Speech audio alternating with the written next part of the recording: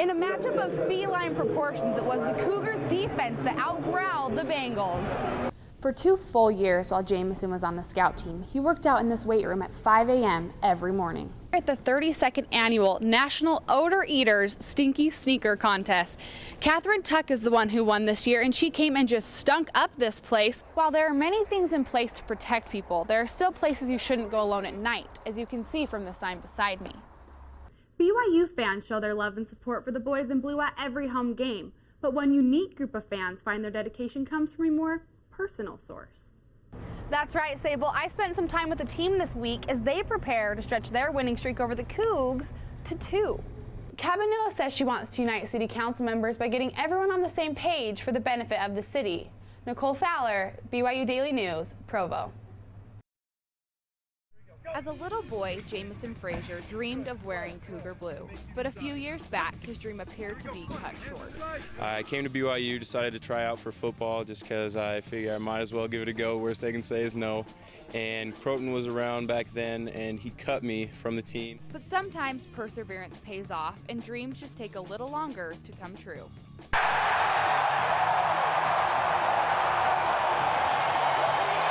I went on my mission, came back, decided to try out again, and got onto the team. For 2 full years while Jamison was on the scout team, he worked out in this weight room at 5 a.m. every morning. Step by step and little by little, he was getting closer to realizing his dream. I was working out in the mornings, and I didn't ever practice with the team, so I didn't get to participate in anything that first semester I was there, that fall semester.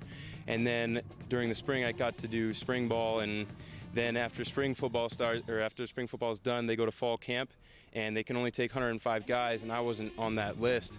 And so they moved me to wide receiver so I could make it to that list. So I was basically almost cut again.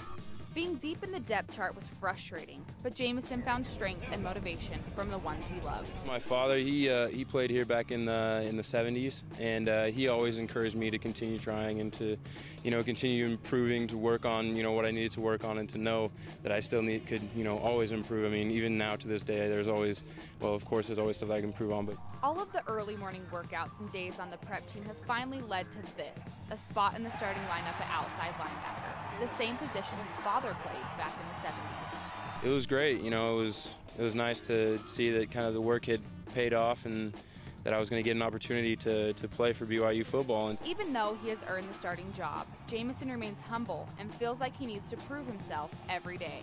You're constantly fighting. I've been constantly fighting for the past, few years now, and it's not like things are getting any easier. I still have to keep my job. For Jamison, the dream goes on, and with each success, he raises the expectation for himself even higher.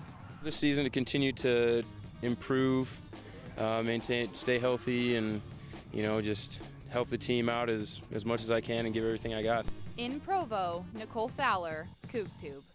Congratulations, Mom. We're real proud of you. Good job. Friends, family, and even past competitors gathered with Laura Cabanilla at the communal restaurant in downtown Provo to await the results of the district-wide city council race. As the evening pressed on, it was apparent that this was going to be a close one. I felt confident coming into the race, but then yesterday and today I felt not sure. Supporters filled the room with applause as the screen displayed that Cabanilla would be the citywide council member. I was excited today as I saw the numbers coming in, and then just really a lot of elation. Cabanilla says she wants to unite city council members by getting everyone on the same page for the benefit of the city.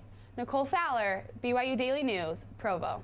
The days are growing much shorter here in Provo, and with darkness looming at about 5 o'clock, students on the BYU campus have to take extra precautions when walking to and from school. The university police have several programs on campus to protect students after hours. The campus is well lit, and there is even a plan in place to safely walk students within campus limits. But officers say that keeping safe is largely your responsibility. Be aware of your environment, walk with an air of authority. While there are many things in place to protect people, there are still places you shouldn't go alone at night, as you can see from the sign beside me. Police say that if you ever feel like you're being followed, go directly to a safe location and call the police. If you don't have your cell phone, there are blue emergency towers located around campus that provide a direct line to the dispatch. The BYU police aren't the only ones looking out for singles walking home from school when the skies are dark. Students take it upon themselves to help protect each other. So we started this thing with me and my friends that if any girls on campus, you know, are at campus late and they need a ride home, they can give us a call at any time. We'll be happy to come get them. Police say it's never safe to walk alone at night, but if you have to, remember to stay away from remote locations, keep your hands free, and use your best judgment. Nicole Fowler, BYU Daily News, Provo. Thanks, Mike. I feel good. And that's not the only good news. You heard the headlines, Cougar fans. BYU was outstanding last week and moved one game closer to becoming bowl eligible. Democrat Jim Matheson barely skimmed past Philpott in the end, taking the spot with 51% of the votes.